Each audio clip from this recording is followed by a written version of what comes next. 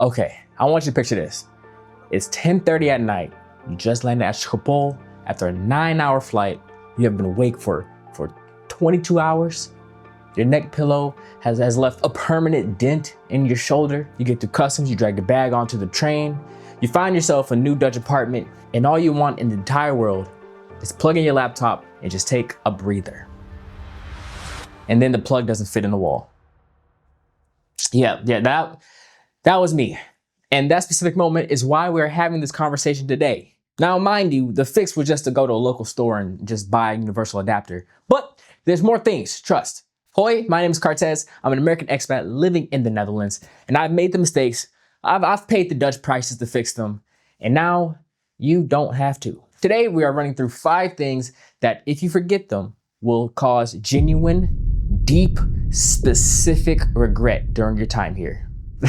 All right, I'm just kidding. These are things you probably want in your suitcase, but quite honestly, you only need your passport and ID to travel. Item 1 on the regret list is gonna be a universal adapter. Because I promise you, there's more to it than what you think. When I first arrived in the Netherlands, I thought I had covered this. Then I got to my apartment and I tried to plug in my laptop and immediately discovered problem number 1.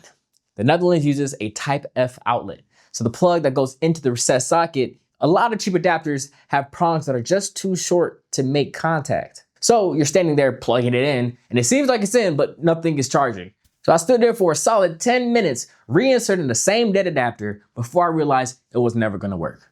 So step 1 is to make sure you buy an adapter that is specifically compatible with Type F. But here's the bigger issue, and this is the one that actually costs you real money if you ignore it. Voltage. The United States runs on 110 to 120 volts. The Netherlands and most of Europe actually runs on 220 to 230 volts.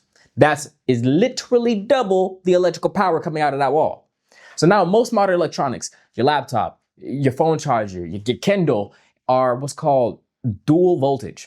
Now you can find that out by looking at the tiny print on the power brick. And if it says something like input 100 to 240 volts, you're fine. You just need an adapter for the plug shape and you're good to go. Here's what catches people every single time. It's gonna be your hair tools. Your hair dryer, your straightener, your curling iron. If those were bought in America and they only say 120 volts and you plug them into a Dutch outlet, make a small popping sound and emit a thin ribbon of smoke and just die. So you have 2 options. It's either invest in a quality travel hairdryer and a straightener before you leave, or buy one once you're here. For me, that's actually gonna be the easiest. One fried laptop costs a lot more than a quality adapter. All right, item number 2. I've personally learned this lesson with my own feet. A legitimate, high quality raincoat and serious walking shoes. Now let me tell you exactly how the Netherlands rains. You'll have to check with the regenradar. It rains horizontally. The wind comes from the North Sea with serious personal intent, and it just picks up the rain and then just fires it directly at your face. So the umbrella situation, you can bring one, the Dutch won't stop you, but know that you will spend a significant portion of your time here either fighting against that umbrella or watching it turn inside out and become a sad little bowl pointed at the sky. Now, if you want an umbrella that serves the Dutch wind, you gotta look for something specific like a windproof frame. You're also gonna be on a bicycle, or at minimum, you're going to be walking everywhere. And a lot of time you're gonna be walking while it's raining because the rain, it don't operate on the schedule that coordinates with your plans. So get a jacket that is actually waterproof, something that's rated for sustained rain. And now the shoes in the Netherlands, especially in the cities you walk on, the cobblestones, and although they're gorgeous and absolutely brutal on your fashion footwear. I brought my nice Suave shoes with me when I came here, and it became a soggy mistake very fast. So bring shoes that are waterproof or at least high water resistant. Save the fashion shoes for your dinners out. Your feet will literally write you a thank you note. Okay, item number 3.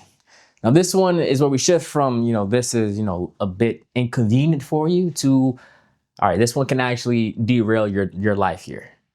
Your documents. When you're a tourist, forgetting a document is a headache.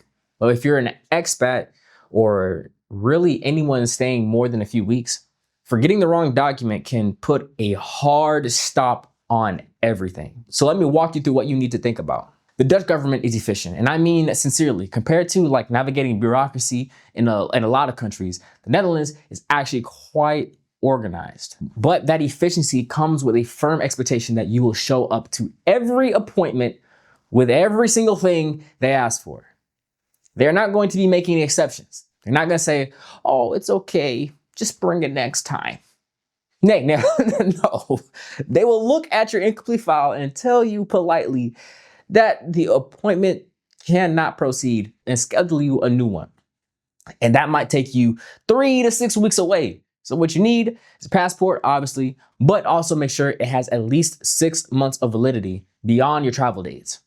Shikapol won't let that slide. Now, visa documentation, if you're coming here on any kind of work visa, partner visa, or study visa, carry both the original and the digital copies of everything. And I actually recommend, saving it on a cloud backup like Google Drive, your iCloud, or whatever you use, so that even if your bag disappears, you can access your documents from any device.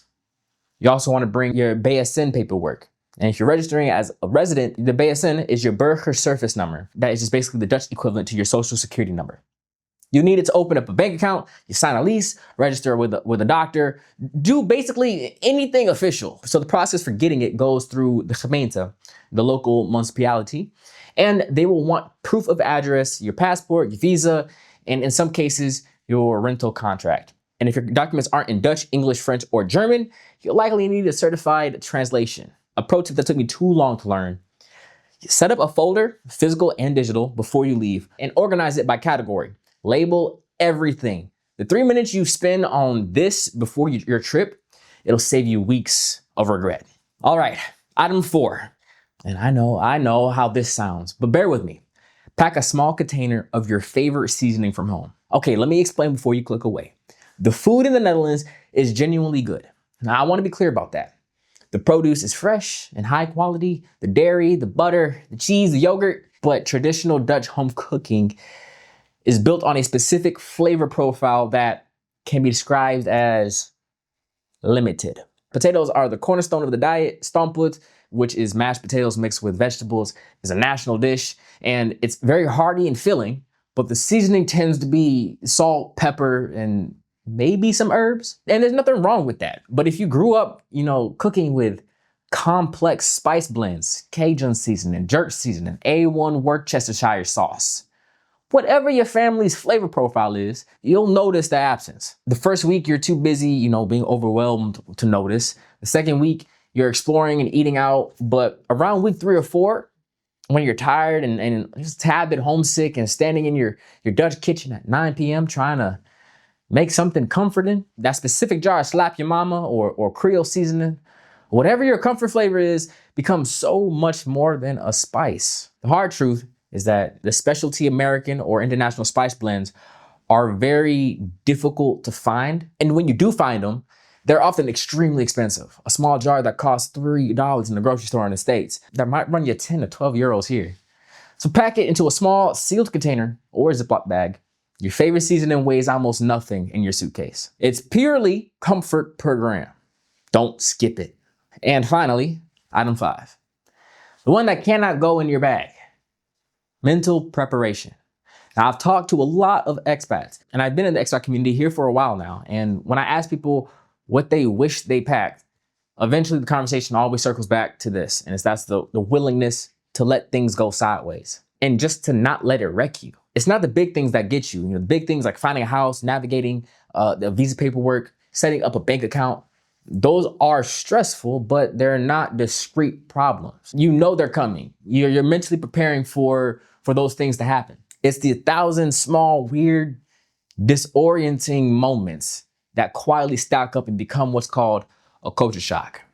It's accidentally walking into a bike lane and, getting absolutely berated by a cyclist, calling the customer service, navigating an automated system entirely in Dutch, or even sitting at a dinner party where everyone's shifting to Dutch mid-conversation and you're just nodding your head, smiling, and have absolutely no idea of what's happening. Now, none of these things are disasters, but they accumulate. And if you don't have a healthy relationship with feeling confused and uncomfortable, they will grind you down. The Dutch have a concept I genuinely love, and it's called omdenken. And it's roughly flip thinking. The practice of reframing a problem into an opportunity. What else can this situation be? You miss your train at Centrale Station.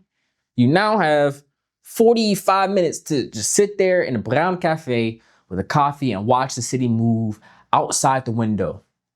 It's not a bad 45 minutes.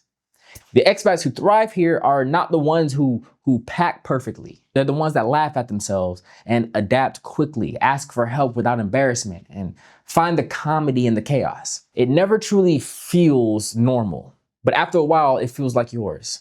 And that is actually better. Pack the understanding that your first week or first month, and honestly, your first year, will include things that don't go according to plan. And at those exact moments are going to be some of your best stories. So those are the 5 things you will regret leaving behind when you move or travel to the Netherlands. If you're already in the Netherlands or you visited, I want to know, what is one thing that you always pack, or one thing you wish you hadn't forgotten? Drop those in the comments below. I genuinely read those, and you might actually save someone else from a very specific kind of regret. If this helps you prepare or move for a trip, hit that like button, and it genuinely helps this channel. And if you want to support further, you can always join the membership and get early access to videos along with members only live streams. Subscribe for more honest in the trenches expat content, and I will see you guys in the next one.